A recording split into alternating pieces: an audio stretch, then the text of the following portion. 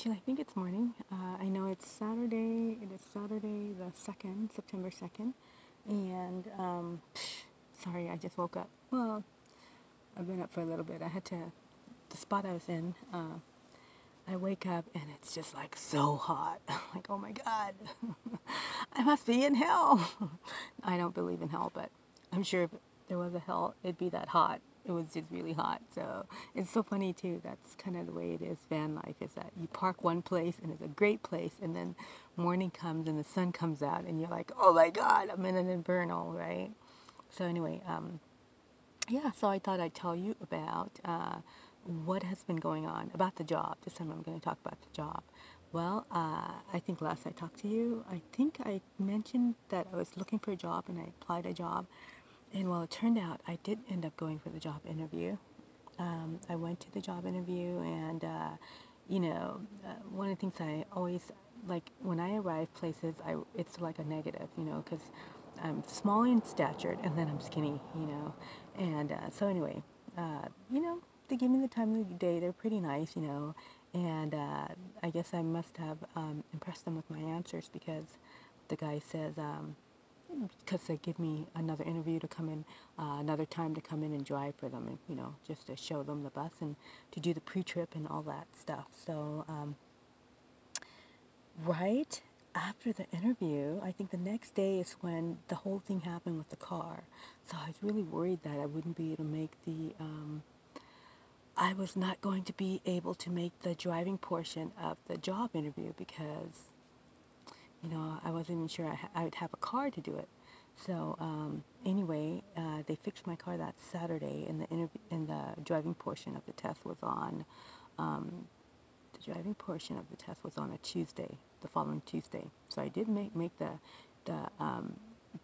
driving interview, and it turned out to be like an hour and a half away, but then there was an accident on the freeway. Fortunately, I had left 2 hours early, so by the time I got there, I think I had like 4 minutes to spare.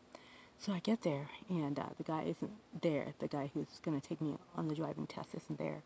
He was late, so anyway, I waited, got to meet a couple of people who worked there, and when he arrived, he asked me to go through the whole pre-trip, and it's so funny because the part of the pre-trip I really have down is to describe everything on the bus and say what's not broken, cracked, hanging, everything is well mounted, it's at operating level, blah, blah, blah, right?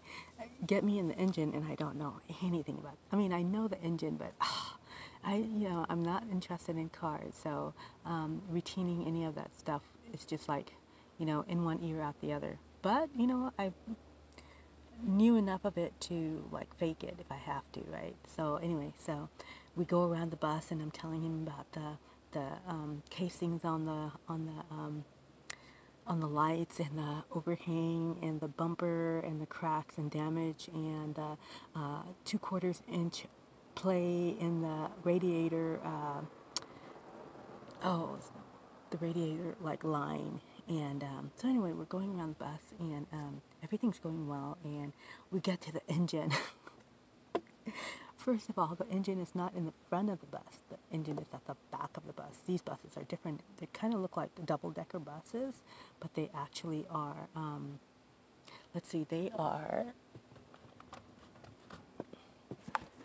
they're not double-decker. Oh, they're double-decker buses, but the underneath is just storage area, and the top is where the seat, where people sit. But it looks like you're carrying two seats of people or two rows of people, and you're not under it. It's just storage. So anyway, we got to the back of the bus, and he opens up the engine, and there are all these contraptions running backwards and forwards. It would have been belts. All these belts running. I mean, there's like 4 or 5 belts running through the whole thing, and I'm like. So the guy's like, yeah, it's definitely different from the other engine.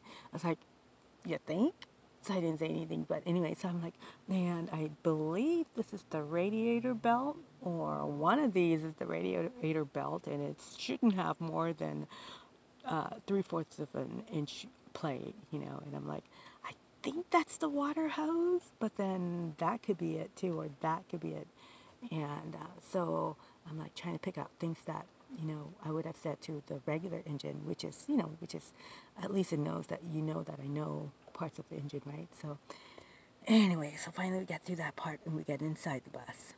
And all of the dials are digital. They're not, on the regular bus, you'll see it has a needle and it has the numbers, and you'll see the needle moving. But the thing with digital is that it doesn't have dials. It's all on this readout, and you're supposed to hit the button twice, and the air brake system pops up, and then you can tell how high or low the brake is, how full the air tanks are, and whether it's running too low on air or it's running too high on air, which means it'll overheat. Anyway, so we're looking at that stuff, and the button you press only lasts about 2 seconds, and then it blanks out and goes to another screen, right? And so I'm trying to, and then he says, "This is the air brake portion of the test. You can start." And I'm like, "Oh, yeah, I can't see the dial, huh? I can't see the needle, huh? Well, so." And then he says, "Well, press the button twice." I press the button twice. For a minute there, okay, the tanks are full. Oh, well, it's gone now. I don't know what it is. So he basically says, "Okay, well, press on the brakes.